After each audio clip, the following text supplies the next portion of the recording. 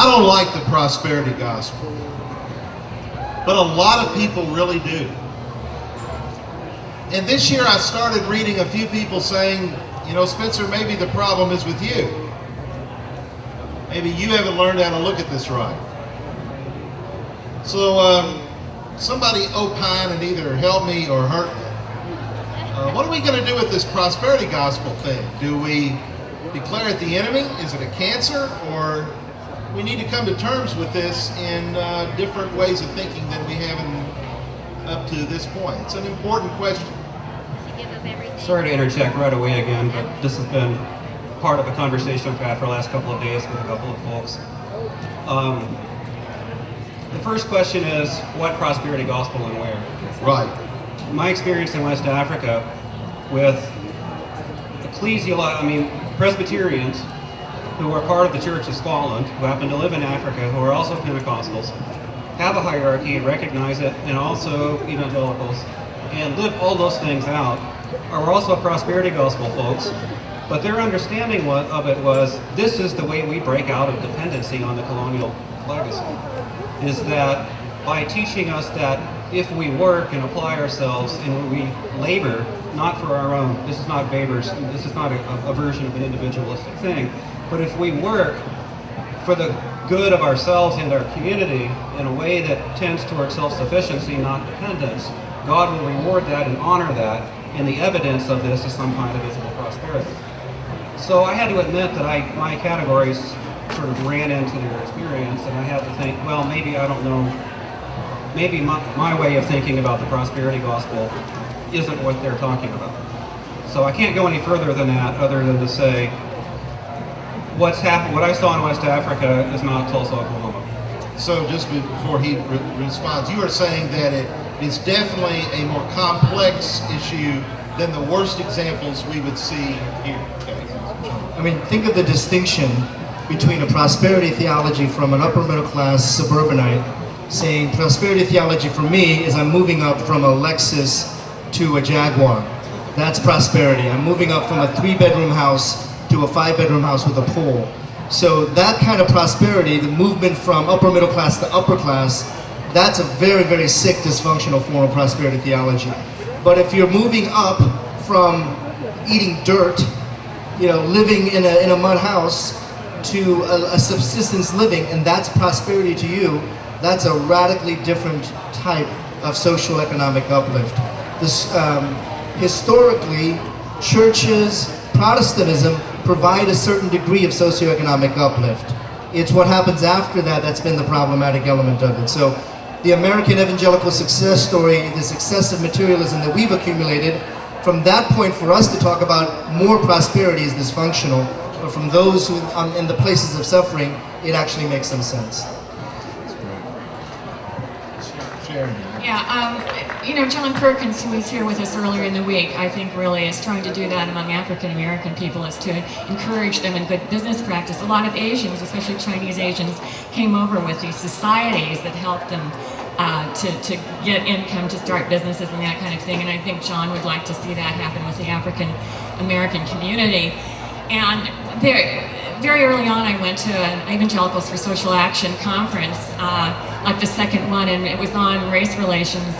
And we white sort of countercultural types all showed up in our jeans with holes in the knees because we wanted to identify with the poor. And the African Americans showed up for Sunday worship service, and they were dressed up. They didn't want to identify with the poor and wear jeans with holes in their knees because they wanted to get out of poverty. So it's a very different thing. And if we could use our prosperity to help the world church, that would be a good goal.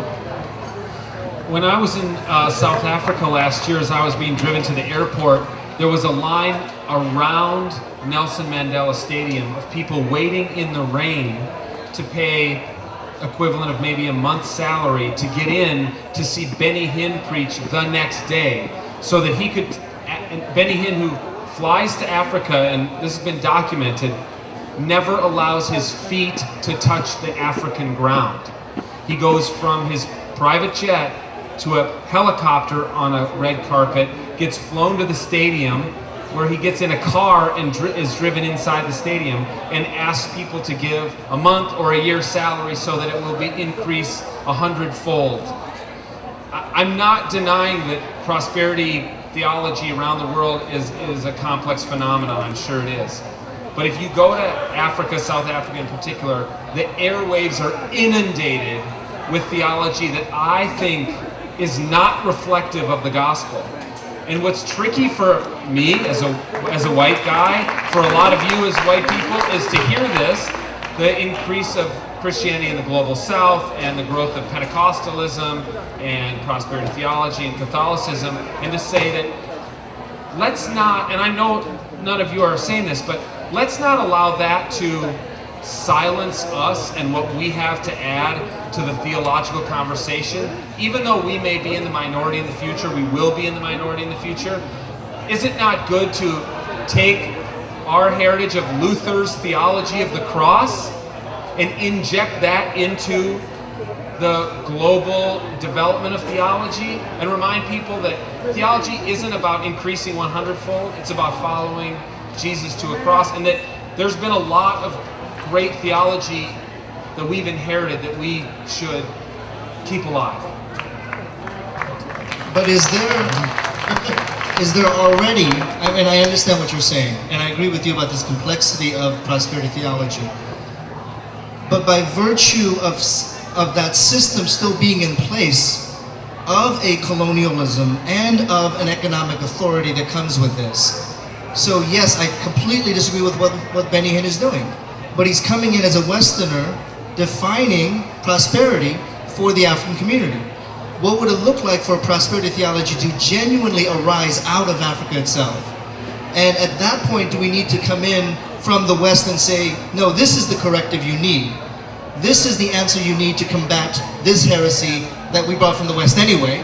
So this is the answer from the West for the problem the West created in the first place. Or is there a way that we can engage in a dialogue, conversation that says, well, what's the emerging indigenous theology that will be the answer for themselves rather than the West coming in, here's the answer for you?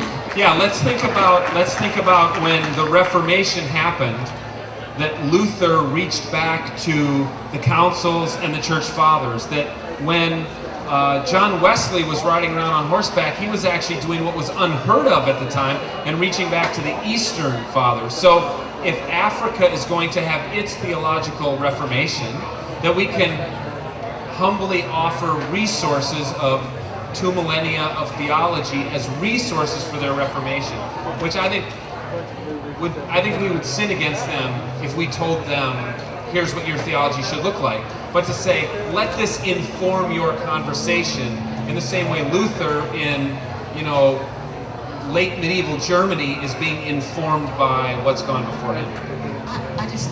I've bitten my tongue, and it's going to bleed, and it's unpleasant. And this may be so idealistic, and I think that's why I didn't speak up.